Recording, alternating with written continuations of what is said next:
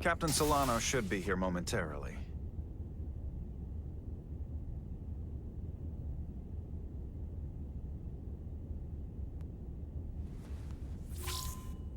You'll have to forgive me, I don't know much about Kobleods.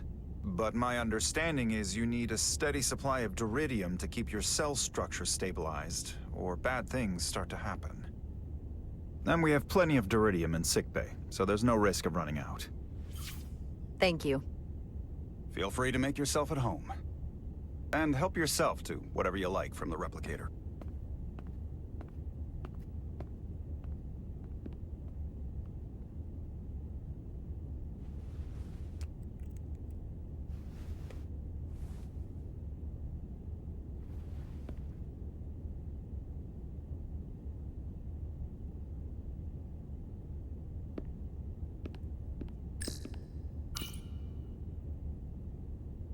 He's still got a thing for trains. The warp engines of their day, apparently.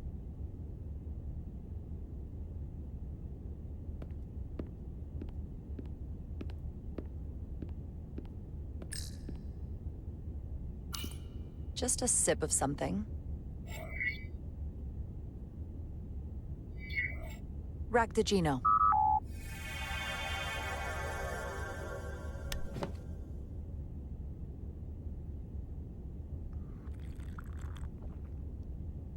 That sure has a kick.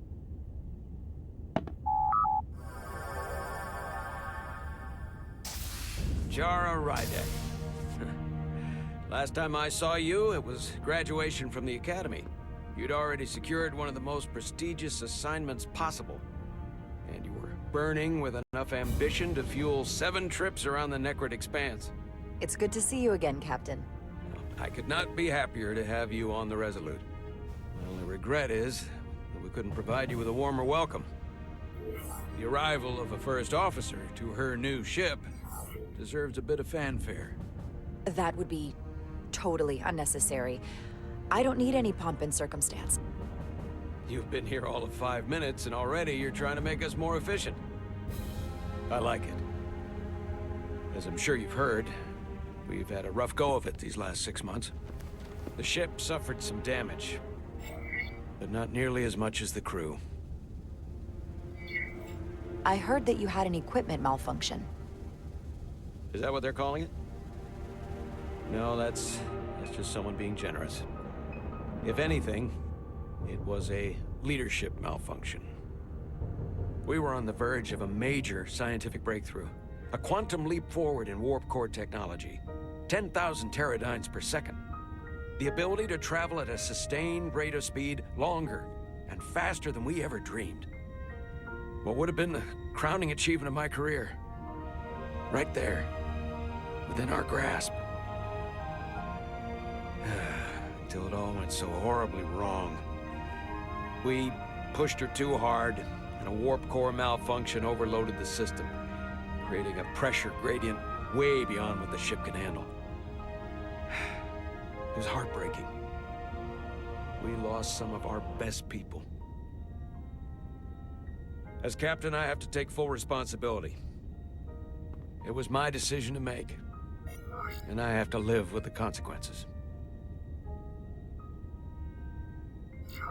You have to look to the future. You can't dwell on the past, on things you can't change. There's nothing that can be done about it now. In my defense, I will say, I might have avoided the whole ordeal if my senior staff had been willing to trust me. There was a lot of pushback from my former XO, and I think that cost me his confidence. I don't want you to pull any punches. Certainly not on my account. But once we decide on a course of action, I need everyone to fully commit to the mission. Anything short of that just won't work. And that's when things start to go sideways. This is your ship, and you are the captain. So as far as I'm concerned, whatever you say, goes. That's the kind of support I'm looking for. Look, I'll be blunt. We can't afford another mistake. Or at least, I can't. I feel like my career is hanging in the balance here. We need a win. Something to restore the crew's confidence. I understand. On a more positive note, Starfleet has tasked us with what they're calling a mission of the highest priority. Escorting a senior diplomat to Hotari space. Two previously peaceful and otherwise non-aggressive civilizations now find themselves on the brink of all-out war. So it's a peacekeeping mission. I see it as a golden opportunity to not only prove what the Resolute and her crew are truly capable of, but also a mission for which we're uniquely qualified. This ionic storm. Our long-range sensors suggest it's several orders of magnitude stronger than anything on record. A total anomaly like nothing we've seen before. And you'll never guess where it leads. Hatari. Exactly. Very nearly in the precise location where we're headed. Where I imagine the interference will be exponentially greater. But the diplomat will brief us on the details of the rendezvous. So basically, we're being sent into the eye of a storm, more powerful than anything on record. Well, yes. But we're taking every precaution. But I don't want to get ahead of myself. I expect we'll have some rough sledding when we arrive, so I need you to prepare the crew for the worst.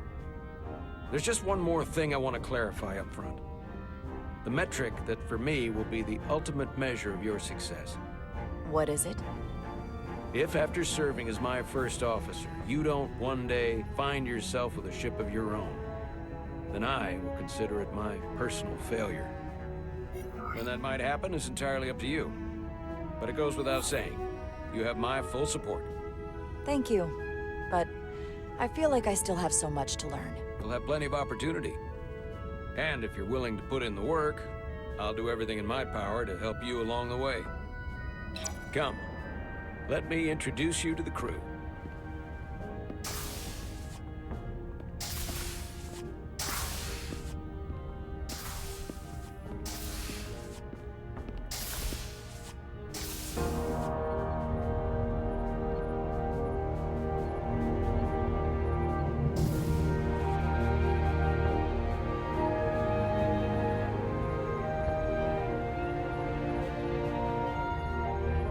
Everyone, if I could have your attention for a moment. I'd like to introduce Commander Jara Rydek, our new first officer. Some quick introductions. This is Lieutenant Handar, our helmsman, one of the best in the business. One of? Well, what he lacks in humility, he more than makes up for in ability. A pleasure to meet you, Commander. Likewise. Next, we have Commander Westbrook, our Chief Science Officer. I've come to rely on his expert counsel on a regular basis. Pleasure. Commander Rydek, it is such an honor to meet you.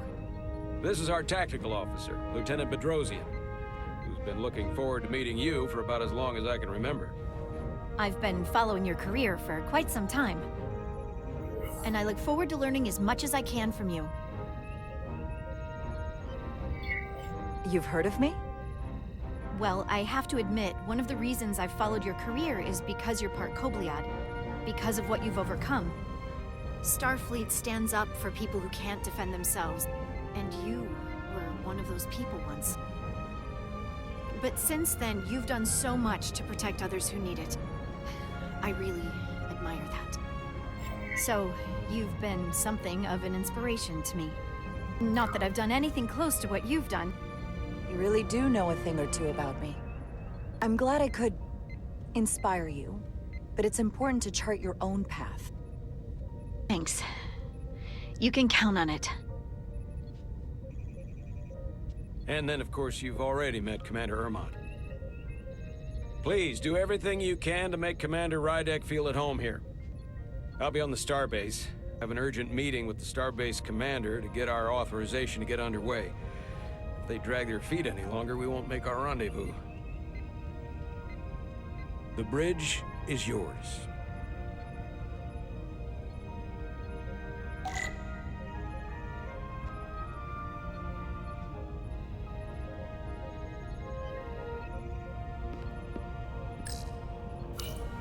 Communications keeps us in contact internally and with other vessels.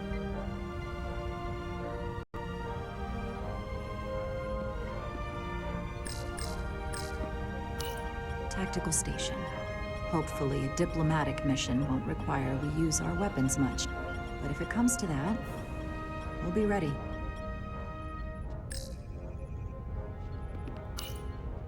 So many decks. Full of crew that are now my responsibility.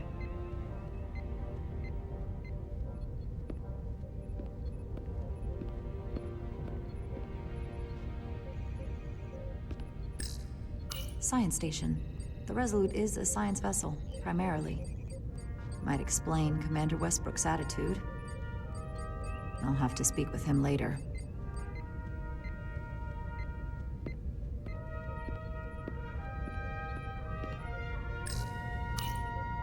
The helm. The Resolute is a refitted Centaur class, meaning it's capable of quick maneuvers. Can't wait to see what she can do.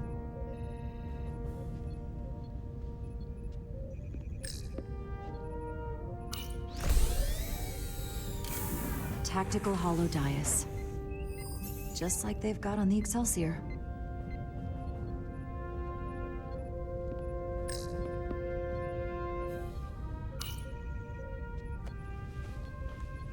Commander, Chief Engineer Chovak needs to lower the structural integrity field. He's sent a crew out to recalibrate the emitters in response to the danger posed by the storm. We just need your go-ahead. Permission granted. Lowering structural integrity field, now. Entering maintenance mode. Condition blue.